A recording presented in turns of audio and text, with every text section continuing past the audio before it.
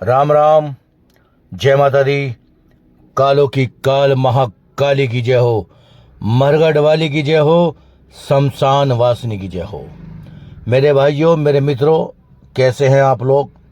मैं हूं राम भैया भगत जी, जिला गाजियाबाद, उत्तर प्रदेश से। अब शुरू होने जा रहा है पार्ट 6। मेरे दोस्तों, आगे क्या हुआ, आगे कौन सा चमत्कार हुआ, कैसे वो जो शक्ति मेरी जिंदगी में आई, कैसे मैंने उसकी साधना की, कैसे मैंने उसको शुद्ध किया, कैसे वो मेरा घर का रक्षक बन गया, ये सब मैं आज आपको वीडियो में बताने वाला हूं। सत्यमेव जयते। मेरे दोस्तों, साधारण इंसान से मैं भगत जी कैसे बन गया, भगत जी के बीच की जो कहानियां हैं सच्ची, मेरे साथ क्या हुआ, क्या क्या हुआ, कैसे डरावने सीन हुए, ये सब मैं आपको बताने वाला हूं।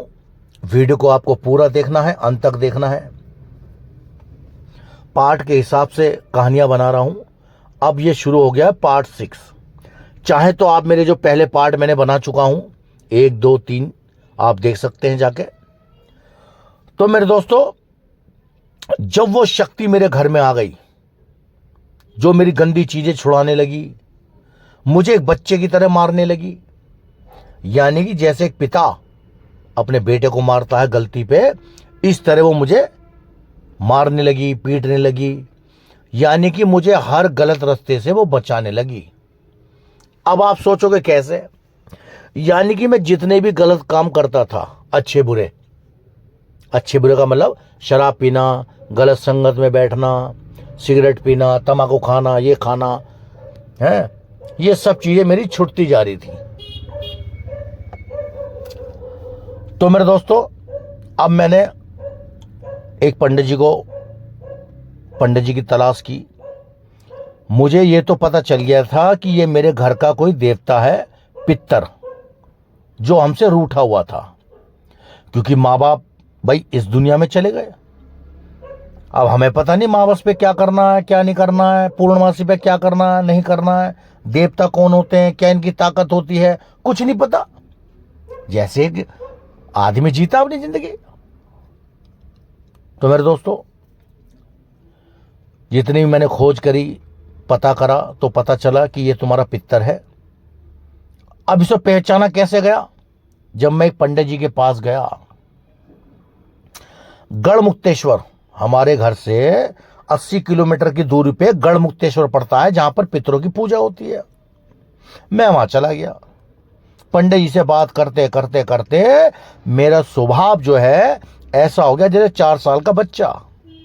रोने लगा, पिचकारी मांगने लगा, और उस पंडित जी से मैं शिकायत करने लगा, ये मुझे मनाते नहीं है, मुझे प्यार नहीं करते हैं, और मुझे समय पे देते नहीं है, खाना नहीं देते हैं, मतलब कुछ ऐसी हरकतें करने लगा जैसे बच्चा करता है।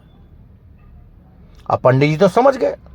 पंडित जी ने मेरी घरवाली को कुछ उपाय बता दिए, वो हम दोनों ने मिलकर शुरू कर दिए। मेरे दोस्तों, हर मावस पूर्णमासी पर मैं गंगा जी जाने लगा पितृ को मनाने के लिए। वो भी मेरे साथ जाता था। मेरे शरीर में मुझे पता रहती थी वो मेरे साथ है।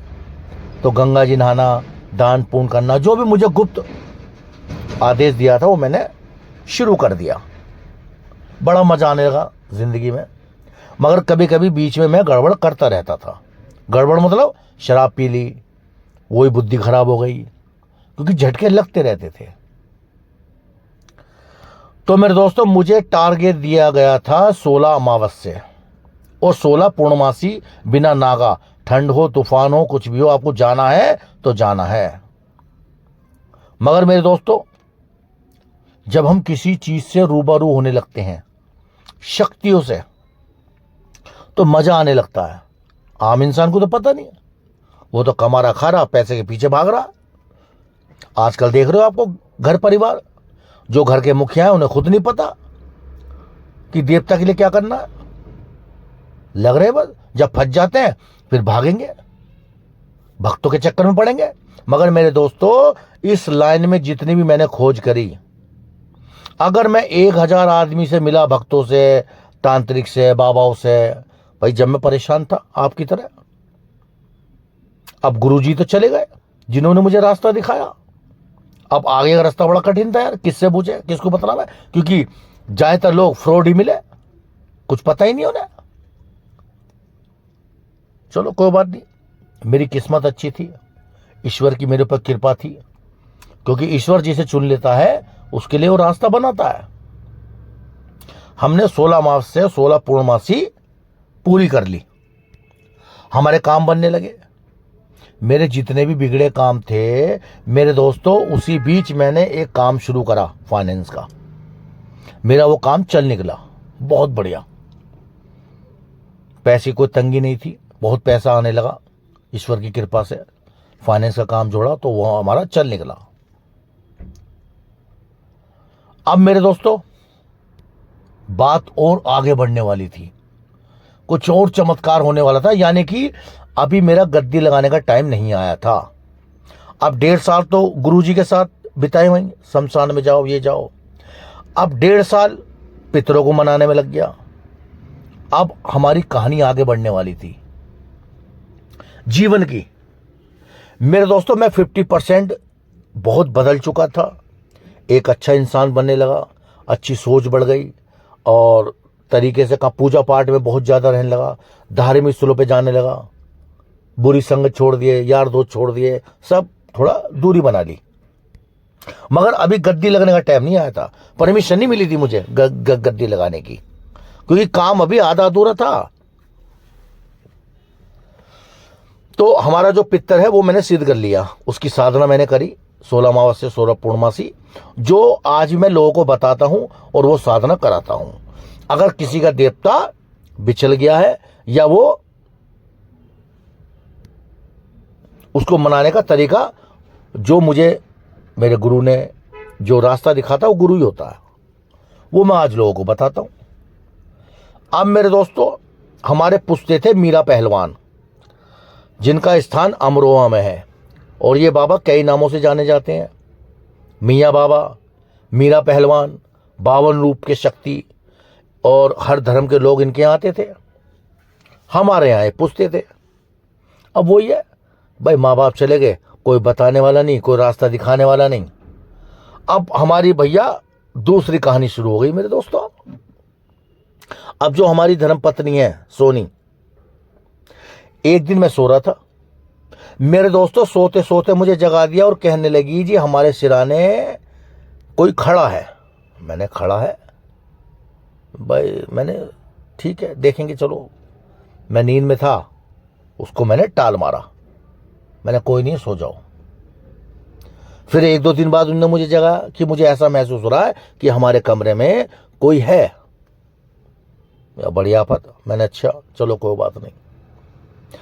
अब मेरी पत्नी की तबीयत खराब रहने लगी, दिन ब दिन सर में दर्द रहने लगा, बदन दर्द रहने लगा, और स्वभाव चिड़चिड़ा हो गया, बदतमीजी पेश आने लगी, मतलब यार। और मुझे उसके अंदर कोई हवा, बुरी शक्ति दिखाई देने लगी। यानी कि अब मैं और आगे बढ़ने वाला था। फिर मैंने जब भी माता से, बाबा से, जिनकी भी मैंने सेवा करी है अब तक, उनसे मैंने प्रार्थना की, बाबा ये क्या है, क्या मैं कितना परेशान रहूँगा ज़िंदगी में। 4 साल हो गए मुझे, क्योंकि मैं थक चुका था इन चीज़ों से। अब यार एक टाइम आता है कि भैया अब बस बहुत है। अब प्रार्थना करी और मैं चला गया बड़े सरकार बदायूं में, जिनकी दरगाह है बाबा की, बड़े सरकार छोटे सरकार बदायूं वाले, वहाँ मैंने इसकी अर्जी लगाई और वहाँ से चिरागी मैंने शुरू कर दी। नियम उपाय, जो वहाँ के नियम उपाय होते मैंने शुरू कर दिए घर पे आके। तो मेरे दोस्तों यकीन मानिए, उसके ऊपर, मेरी धर्म पत्नी के ऊपर 4 हवाएं निकली। इसकी दवाइयाँ चल रही थी, कभी बाएं के दर्द की, कभी सर के दर्द की, रिपोर्ट में कुछ नहीं आता था। कोई बात नहीं, मेरा सबसे पहला मरीज मेरी धर्म पत्नी, उसको मैंने ठीक किया। बाबा की सवारी आने लगी उसके ऊपर, पीर दरगाह की सवारी आने लगी, माता काली की सवारी आने लगी, मेरे घर का देवता आने लगा, यानी सब मेरी मदद के लिए तैयार हो गए। और चमत्कार को नमस्कार मैं देखता गया। मेरे दोस्तों, मेरी घरवाली की कुछ समय बाद दवाई छूट गई, ठीक हो गई।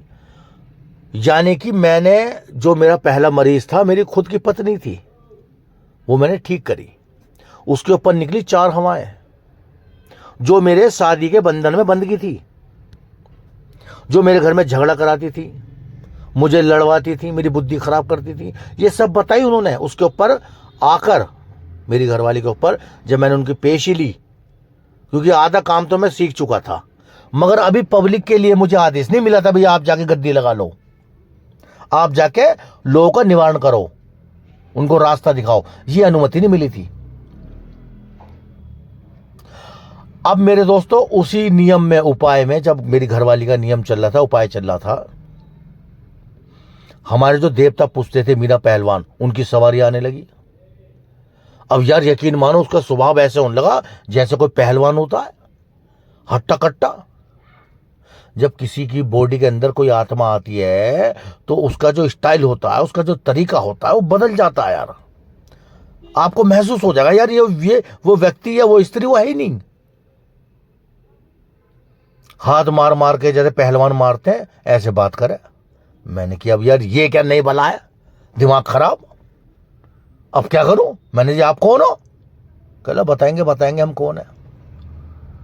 अब यार हमें हमारा बुद्धि खराब। अब सबसे बड़ी बात है, चलिए कोई बात नहीं, मगर मेरी मदद जो है मेरे पितर देवता कर रहे थे, मेरी काली माता कर रही थी। जब मैं बहुत परेशान हो गया, थक हार गया, क्योंकि वो जो पहलवान जी हमारे पत्नी के ऊपर आने लगे, वो बहुत परेशान करने लगे, ललकारने लगे सबको कि जा अपनी काली माता को बुला ले, जा अपने पितर को बुला ले, जा जिस मर्जी को बुला ले, जा बड़े सरकार छोटे सरकार को बुला ले, मेरा कोई सामना नहीं कर सकता। अरे मैंने कहा बड़ी आफत यार, आज किससे मुकाबला हो गया हमारा, दिमाग खराब। अब मैं यार बड़ा उदास, मेरा दिमाग खराब, मैंने अगरबत्ती लगाई, प्रार्थना करने लगा। उसी वक्त मेरा घर का देवता, मेरा पितर मेरी घरवाली के ऊपर आ गया। फिर उनने मुझे रास्ता दिखाया। मेरे दोस्तों, इस पूरी कहानी में, इस पूरी जिंदगी में जितना साथ मेरे पितर महाराज ने दिया है कोई नहीं दे सकता भाई। पल पल मुझे संभाला, पल पल मेरी रक्षा करी, और पल पल मुझे हर चीज का रास्ता दिखाता चला गया मेरा पितर घर का। उसने कहा कि ये तुम्हारे देवता हैं जो पूछते हैं, जिन पे तुम्हारा शादी ब्याह में जिन्हें तुम बकरा देते हो, इनका नाम है मीरा पहलवान, इनको जाओ, इनको मनाओ, इनकी सेवा लो। मैंने ठीक है जी। अच्छा, मैं उनकी बात नहीं काट सकता, क्योंकि शुरू से मेरे साथ जुड़ गए थे ये, और मुझे हमेशा रास्ता दिखाया, तो जो रास्ता दिखाता वो गलत नहीं हो सकता। मैंने दोस्तों सीधा अपनी घरवाली को लेके पहुंच गया अमरोहा धाम, उत्तर प्रदेश में, जिला अमरोहा। वासुदेव मंदिर के नाम से भी बाबा का स्थान है, और वहां लोग इनको मीरा पहलवान भी बोलते हैं। इनके साथ जैन का, इनके भांजे पूछते हैं, और इनके साथ माता काली भी चलती है, जिन्नात भी चलते हैं, यानी कि इनके दरबार में हर धर्म के लोग आते थे। चलो जी कोई बात नहीं। अब हमने वहां से चिरागी ली, बाबा को आदेश करा, अर्जी लगाई, और कहा कि आप हमारे साथ चलो सरकार, और हमारा घर कर दो स्वर्ग जैसा, हम लेने आए हैं तुम्हें। अब ये कह के हम आ गए साहब, घर पे चिरागी शुरू। अब चिरागी के वक्त बाबा की सवारी आने लगी घरवाली के ऊपर, सारी हवाएं आत्मा बाबा ने बांध ली। कहा कि मैं ठीक है भाई, मैं तेरी सेवा से खुश हुआ, आशीर्वाद दिया और कल्याण। यानी कि मेरे दोस्तों, अब तक मैं माता काली, पितर महाराज, बड़े सरकार छोटे सरकार और मीरा पहलवान को सिद्ध कर चुका था। 5 साल होने जा रहे थे मुझे, अब मेरी भक्ताई का टाइम आने वाला था, यानी मुझे गद्दी लगाने का आदेश आने वाला था। इसके पीछे भी एक बहुत शानदार कहानी है, वो मैं आपको बताऊंगा। अब मेरे पास 3-4 गद्दियां मुझे मिल चुकी थी। अब मेरे दोस्तों क्या हुआ, एक दिन एक परिवार दिल्ली से मेरे पास आया, क्योंकि मैं फेसबुक पे इधर उधर में डालने लगा था कि राम भैया भगत जी, किसी को भी अगर ऊपरी परेशानी हो तो मुझे संपर्क कर सकता है। अब साहब मेरे पास दिल्ली से एक फोन आया, सिपाही था, होमगार्ड, मतलब सिपाही था वो, कांस्टेबल दिल्ली पुलिस में। उनने मुझे संपर्क करा। मैंने ठीक है भाई, आप आ जाइए, मिलिए। तो वो अपने परिवार के साथ मेरे पास आ गया दरबार में। मैंने उससे बातचीत शुरू करी। फिर मैंने दोस्तों सारी कहानी उसे बयान कर दी कि तेरे घर में ये सब क्यों हो रहा है, कैसे हो रहा है। नू कह रहा जी इतनी बुरी हालत होने वाली है, अगर मैं 2-3 दिन में अगर आपसे नहीं मिलता तो मैं इस दुनिया से अपने बच्चों को अलविदा कह देता। समझ रहे हो अलविदा का मतलब, यानी इस दुनिया से नमस्ते। मैंने अरे नहीं नहीं, ऐसे काम नहीं करना, भी गलत काम नहीं। ईश्वर के लिए, ईश्वर को परीक्षा दो, मेहनत करो, सब ठीक हो जाएगा। तो मेरे दोस्तों मुझे उसके इलाज में 2 महीने लगे। 2 महीने में उसका परिवार बिल्कुल ठीक हो गया। घर में पैसे की तंगी नहीं थी, पैसा बहुत था उसके पास, मगर सुख शांति नहीं थी। घर में रोज झगड़े होते थे। पति कहवे मैं मर लूंगी, पति कहवे मैं मरूंगा। बड़ी आफत। बड़ी मुश्किल से मैंने उससे एक शर्त रखी कि अगर आप मेरी बात मानोगे, मेरे उपाय करोगे, मेरे नियम करोगे तो मैं बचा लूंगा। अगर आपने मेरे काम का विरोध करा या नजरअंदाज करा मेरी बातों को, तो आप बच नहीं पाओगे। तो मेरे दोस्तों 2 महीने में मैंने उसका घर बिल्कुल ठीक हो गया। देखो करते तो ईश्वर है, करते तो हमारी शक्तियां हैं जो बाबा हैं। हम तो एक माध्यम है, हम तो रास्ता बताते हैं जो हमने खोजा, जो हमें गुरु ने दिखाया। हमने उसके घर पे, जब उसका इलाज चला दिल्ली पुलिस वाले का, हमने उसके घर पे मीरा बाबा और पितर की दरबार की शक्ति उसके यहां भेज दी। वो उसकी मदद करने लगे। माता काली भी हमने भेज दी कि जाओ और मां रास्ता दिखाओ। तो मेरे दोस्तों ऐसे वो इस तरह परिवार बिल्कुल ठीक हो गया। मगर इतना आसान नहीं है मेरे दोस्तों ईश्वर को परीक्षा देना, एक अच्छा भगत बनना, एक अच्छा ज्ञान लेना। क्योंकि सबसे बड़ी बात है इस लाइन में, जितना आपके पास ज्ञान होगा उतना आपकी जान बच जाएगी। अगर आपने आधा अधूरा ज्ञान लेके इस काम में, बहुत से लोग क्या करते हैं मैं देखता हूं। अभी मेरे पास कोई पता नहीं मोदी नगर से कहां से आया, लोगों की सेवा कर रहा था, गद्दी लगाता था। गद्दी भी किसकी? कलवा पवन की। 56 कलवे, बहुत बड़ी ताकत है और वाल्मीकि के देवता है। लगा लीजिए, पता नहीं किसके कहने से लगा ली। मेरे दोस्तों पूरा घर तबाह हो गया, पूरा घर बर्बाद, खून की उल्टियां होने लगी, तबीयत खराब रहने लगी। 2-2, 3-3 प्लॉट मकान थे, सब बिक गए इलाज में, बीमारी में, क्योंकि गंदी शक्तियों ने उसका घर बर्बाद कर दिया। ज्ञान था नहीं, गद्दी लगा ली। मैंने पता करी किसके कहने से लगाई, कौन तुम्हारा गुरु है, कौन तुम्हारी रक्षा करता है, क्या करते हो। कहने लगा जी मुझे नहीं पता, मेरे तो मन में आई, मैं लगाने लगा और लोगों को भला भी होने लगा। मैंने पहले अपना तो कर लेता, अबे जो खुद ठीक नहीं है वो दूसरों क्या ठीक करेगा। चला जी बस ये गलती हो गई। तो मेरे दोस्तों कभी भी आधा अधूरा ज्ञान लेकर ये कार्य नहीं करना चाहिए। ये कुदरत का खेल, ये कुदरत की शक्तियां, ये कुदरत की गद्दी वही लगा सकता है जिसके ऊपर मेहर हो। अब मेरे दोस्तों जिस स्कूल में मैं टैक्सी भी बना रखी थी मैंने, जिस स्कूल में गाड़ी चलती थी, वहां के वाल्मीकि जो लोग थे सफाई कर्मचारी, वो मेरे दोस्त बन गए। अब अगले स्टेप में मजा आने वाला था बहुत तगड़ा। सबसे बड़ी ताकत से रूबरू होने वाला था, जिनके वश में 52 डोर की शक्ति कहते हैं, उनको बोलते हैं बाबा बीर बुला की मसान के देवता। अच्छा, जिसने जो मुझे बता दिया, मुझे अब मैं इस लाइन में घुस चुका था, जो होगी देखी जाएगी। अभी आगे आगे बहुत कुछ बताऊंगा मेरे दोस्तों, बहुत कुछ हुआ मेरे साथ। अब मैंने बाबा बुलाकी को सिद्ध किया, कैसे किया वो मैं आपको बताऊंगा पार्ट 7। जब तक के लिए राम राम, नमस्कार, जय माता दी। फॉलो करते रहिए, अपना प्यार हमें देते रहिए, मेरे साथ जुड़े रहिए।